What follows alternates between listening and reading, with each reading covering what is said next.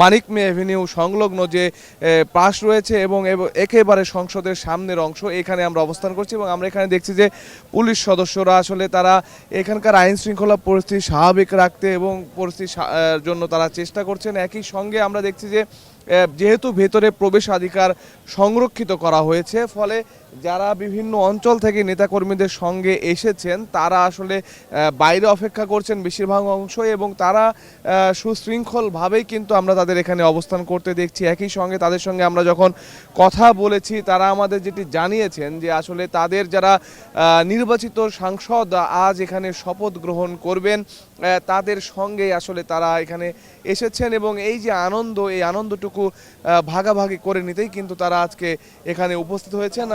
আমরা দেখতে পাচ্ছি যে এখানে আসলে অসংখ্য বিএনপি নেতাকর্মীরা অবস্থান করছেন এবং আমরা একটু তাদের সঙ্গেও কথা বলার চেষ্টা করি। আপনারা কোথা থেকে এসেছেন? আমি এসেছি সিরাজগঞ্জ থেকে। সিরাজগঞ্জ থেকে আসছেন, কখন আসছেন? রাত্রে। তো এত দীর্ঘ সময় ধরে এখানে আছেন, কেমন লাগছে? এটা বলে শেষ করা যাবে না। 17 বছর অসহনীয় জ্বালা যন্ত্রণার মাঝে আজকের যে আনন্দ, এটা ঈদের আনন্দকে ফেল মেরেছে। আমরা যে স্বৈরাচার নির্যাতনের হাত থেকে এই দেশকে এইভাবে আসবে এটা কল্পনাও করতে পারিনি।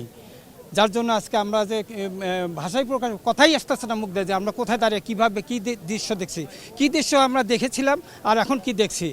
খোলা আকাশের নিচে আজকে শপথ হবে আমাদের জনপ্রতিনিধিদের, এটা তো কল্পনাই করতে পারি না। চার দেয়ালে ঘেরা কোথায় কি করতো না করতো, এটা জাতির শপথ অনুষ্ঠান কাকে বলে কীরকম এটা দেখতে পারি না। আজকে তারুণ্যের অহংকার জাতি আমাদের নবনির্বাচিত প্রধানমন্ত্রী তারেক রহমানের এই যে একটা উদারতা, মানে আকাশ আমার শিক্ষা দিলে উদার হতে বাইরে, এই কথা অক্ষরে অক্ষরে প্রমাণিত হচ্ছে যে যা কিছু হবে আমরা জাতির, আমি জাতির না, আমরা জাতির। এই সংসদ জনগণ দেখুক আমরা তাদের খেদমত করতে পারবো কিনা, আমরা কোথায় কি করব কি না করব, তারই একটা পূর্বাভাস।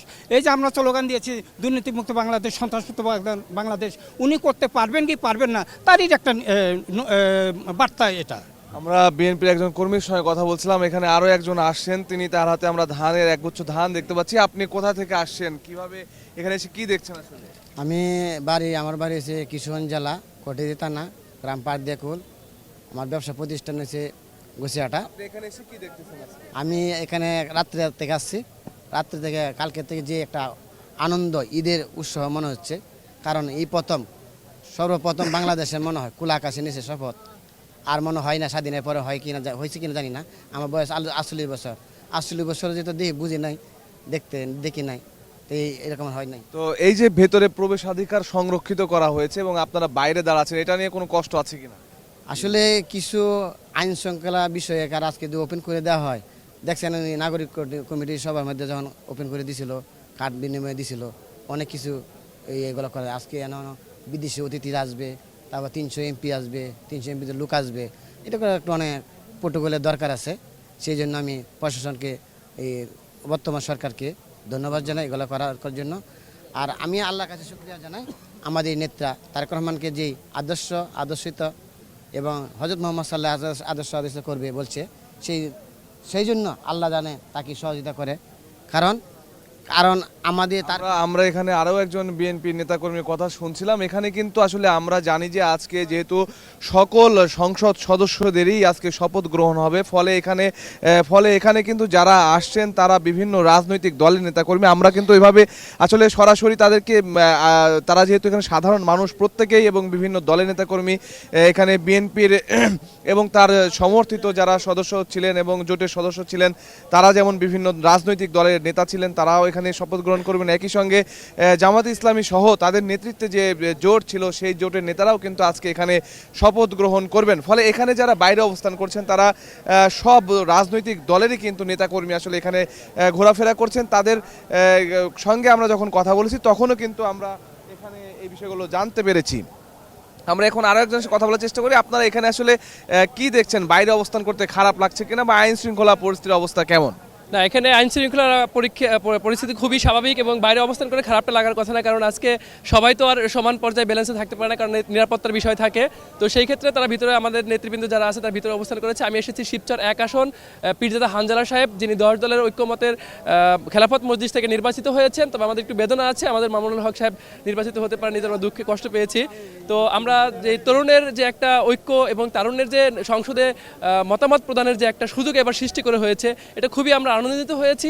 আমরা আশা করি জনাব তারেক রহমানের নেতৃত্বে যে সরকার গঠিত হয়েছে, এই সরকার তরুণদেরকে ওইভাবে মূল্যায়ন করবে এবং আমাদের শহীদ উসমান হাদি ভাইয়ের যে বিচার কার্যটা চলমান রয়েছে সেটা তিনি সমাপ্ত করবেন দ্রুত সময়ের মধ্যে। আর অন্তর্বর্তীকালীন সরকারকে একটু ধন্যবাদ জানাতে চাই যে একটা সুন্দর নির্বাচন তিনি উপহার দিয়েছেন। মানে রাজনৈতিক যে গুম খুম হত্যা নির্যাতন নিপীড়ন আমরা সবাই এটার শিকার হয়েছি ফ্যাসিস্ট আমলে। আশা করি এখানে তার কথা শুনছিলাম, এখানে আমরা আরো দেখছি যে অনেক নেতাকর্মী আছেন, তাদের সঙ্গে একটু কথা বলি।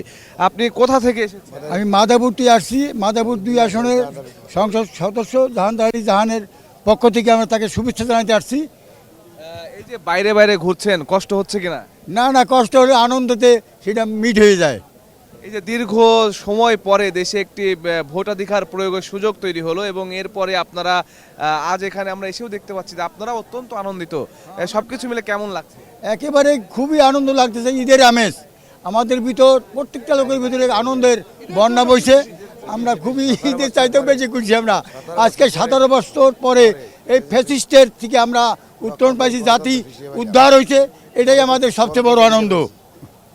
আপনারা কিন্তু দেখতে পাচ্ছেন যে মানিক মে এভিনিউ এর আজ যে এই সংসদের সামনের যে অংশটুকু এখানে কিন্তু অসংখ্য মানুষ অবস্থান করছেন এবং তাদের চোখে মুখে কিন্তু যে আনন্দ সেটি কিন্তু নিশ্চিতভাবে আপনারা দেখতে পাচ্ছেন যে সেটি ফুটে উঠছে।